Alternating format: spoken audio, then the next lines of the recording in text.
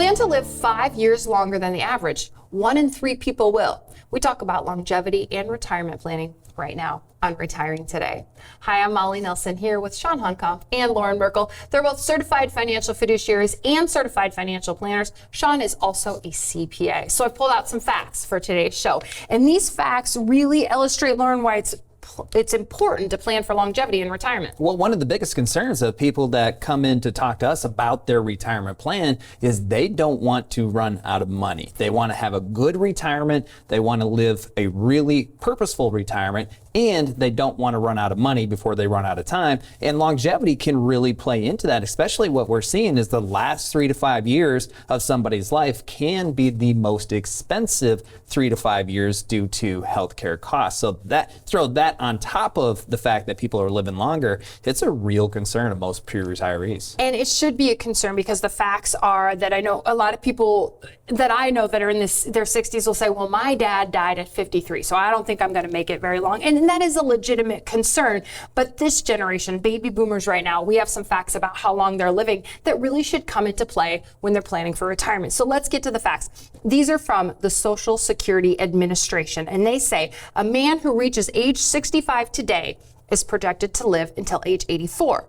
A woman reaching 65 today is projected to live to 86 and a half. And also 1 in 3 of those people turning 65 will see their 90th birthday. And then 1 in 7 will see their 95th birthday. So you put all of those stats together, that means we really have to do a good job of planning for longevity, not only the extra years, but the extra cost that can be associated with the extra years. And what stands out to me too is that women have to be even more cognizant or diligent about planning for longevity. So I know when you guys sit down with spouses, that is a big concern. No matter which spouse passes first, they say to you, hey, Chawn, I just want to make sure that my spouse is taken care of. And that's a big part of what we think about. There's so much uncertainty, and so much of what we do when we help these families build these plans is to try to increase that and increase more certainty so they feel better about what their future is going to look like. So yeah, women do have to think about more. They on average are going to live longer and potentially have some years on their own, which can change their tax picture. So it can bring in some inefficiencies to the plan. So the females out there are looking for a little more comfort with their retirement journey. So if 85 is about the average for men and women, 65 today, but we know 1 in 3 will live 5 years longer. How does the conversation work and how does the process work when you meet with people who are 5 to 10 years from retirement? With our plan, our planning process, we plan all the way out to 100. So we want to make sure that no matter how long they live, there will be money left over. And one of the most important aspects of that is the confidence in the security, because so many people are insecure about how much money they have. Is it enough? How much can they spend? Are they going to be able to afford the go-go years of their retirement? There are 3 distinct phases of retirement. There's the go-go, that's the fun stuff, right? You have energy. For the first time, you have all this free time and probably more wealth than what you've ever had before. That's where people really have fun in retirement.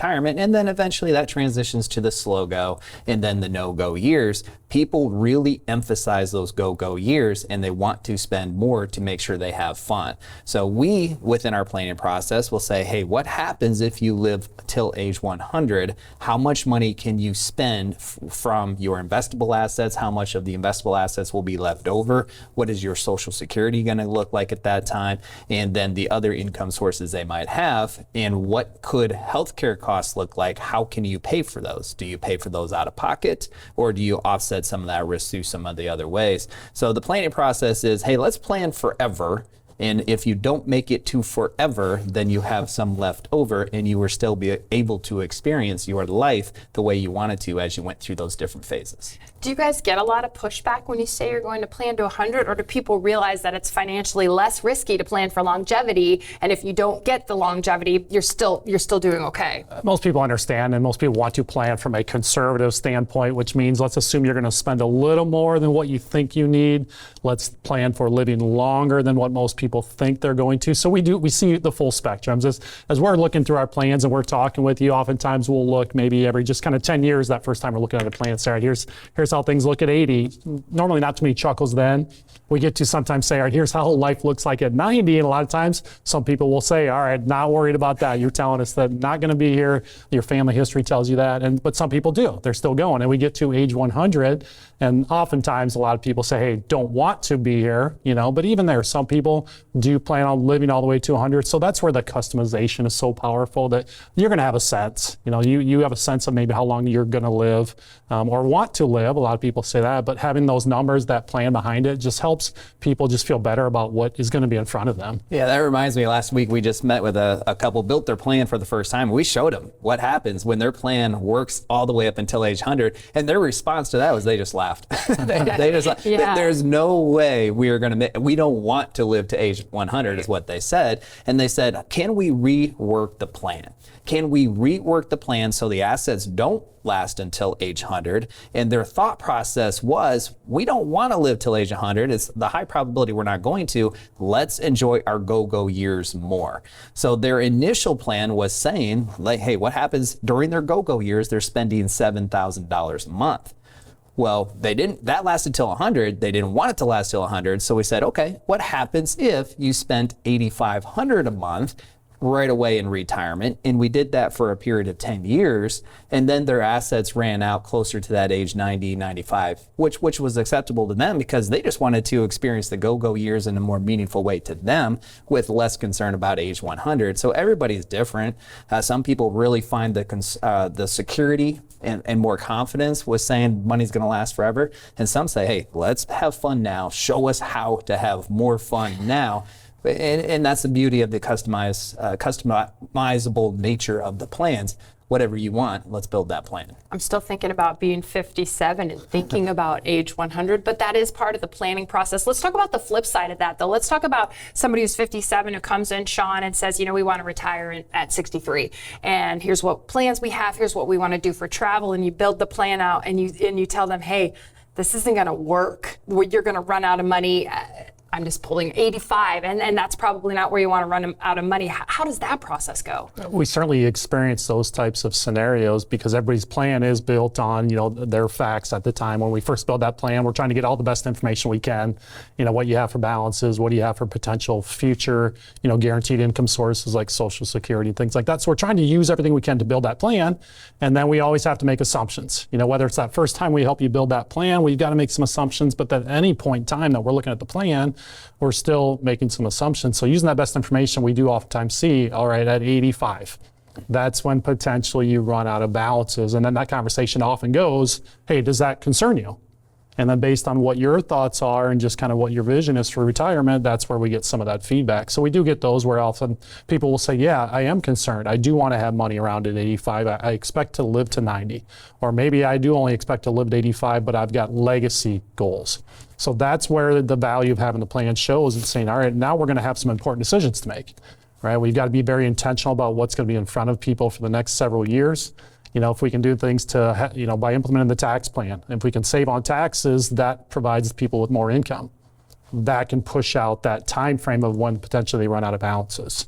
If we can be a little more intentional about the markets, right? Not take on as much risk, but be intentional about trying to get as much return as we can. So there's lots of pieces that we can implement and start making that plan more efficient. So that's where it's extremely valuable to get that plan in place sooner than later. Yeah, because the more time you have prior to retirement, so in your example, 5 years, the more time you have to make adjustments. So if that initial plan comes out and says you're not going to be able to have money left over at age 100 or 95 or 90, whatever is important to you, now you have 5 full years. You can make adjustments to your plan to make sure you can shore up your overall retirement plan. So if you can start planning 5 years prior to your planned retirement date, that is fantastic. Or even 10 years prior to. The more time you have to make those adjustments, the better off your retirement plan can be. Guys, I've been loosely keeping track, and I think you've said the word plan at least 15 to 20 times, and we've only been talking for about 10 minutes. That's why you're making marks on your sheet. I got a tally sheet going here. So somebody at home might be going, what's a plan? What's a retirement plan? I've got a 401k. Isn't that my retirement plan?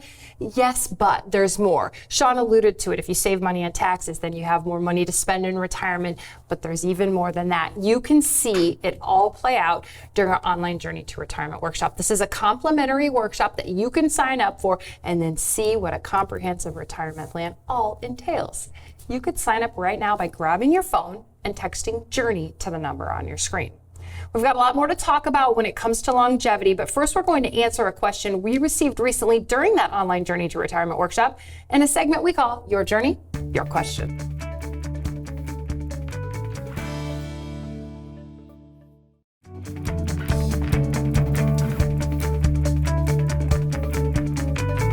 Welcome back to Retiring Today. It's time for Your Journey, Your Questions. This is when we answer questions that we've received recently during our online Journey to Retirement workshop. Tom J. had this question. What is the difference between a retirement advisor and a financial advisor planner? I'm here with Loren, Merkle, and Chawn Honkomp. And Loren, Chawn, you know the answer to this one. Yeah, we do. Tom was watching the online Journey to Retirement workshop, and it sounds like he picked up on the notion that we call ourselves retirement planners. And most people in the industry call themselves financial planners or financial advisors. So what is the difference? We talked about the 3 phases of retirement, the go-go, the slow-go, and the no-go years. Well, there's also another phase before retirement we call the pre-retirement phase. And that's the phase that we specialize in. That's the phase that we work in, the pre-retirement and the go-go, slow-go, and no-go. The pre-retirement is typically 10 years prior to your planned retirement date. And in that phase, the pre-retirement phase, you are thinking about things way differently than you ever had before. You're starting to think about how do you get the most out of Social Security. You're thinking about what do you do with this pension that you have. You're thinking about this money that you saved in your investments. How do you turn that into income when you retire and make sure you don't run out of income before you run out of time? You're also starting to realize you have a huge tax bill in retirement because most of the savings is pre-tax. It's never been taxed before. Those are all the things that you're thinking about pre-retirement that you've never had to think about before.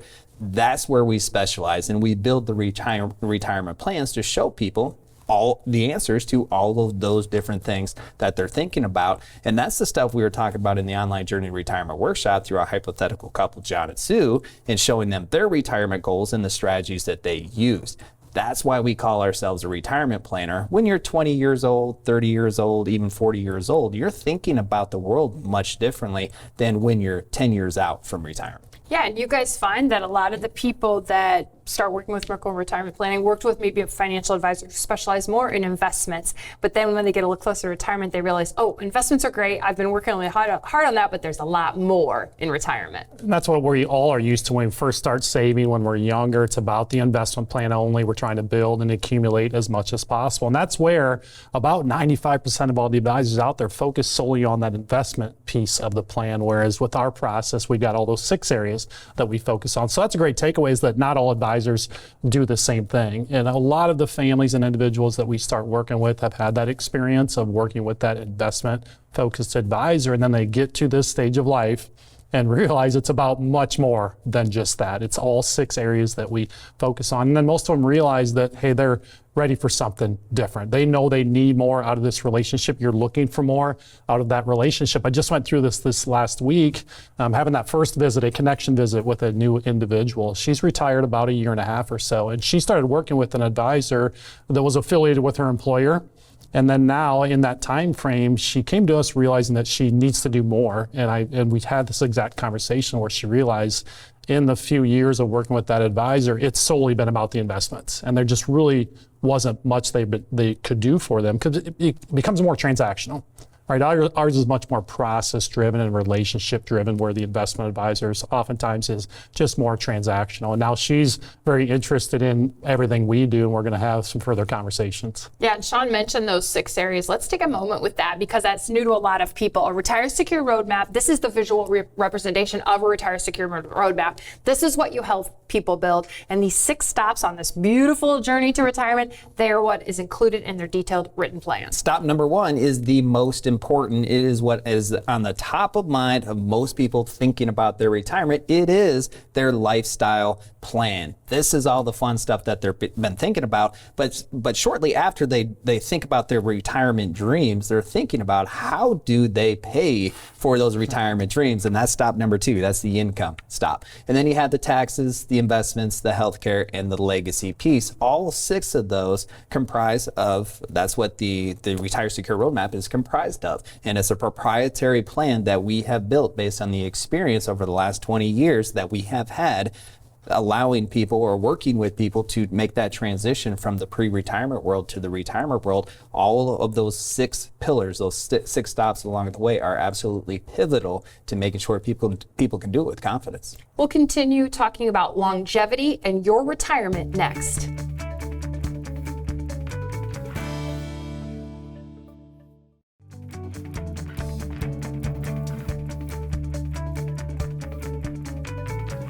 Welcome back to Retiring Today. I am Molly Nelson here with Loren, Merkle, and Chawn Honkomp, and we're talking about planning for longevity in retirement, because we know that 1 in 3 people that are 65 today will live to age 90. Another thing you both know, because you've been doing retirement planning for a long time, is that you have to plan for inflation in retirement. Well, especially after the last few years of a really high inflationary environment. I mean, we were spoiled for a long time, because basically from 2009, 2008, 2009-ish to 2022, inflation wasn't a concern of most people, but now it's reared its ugly head, and we have to start planning for it. People realize that. We've always had to start planning for it, and it should be a part of your initial retirement plan.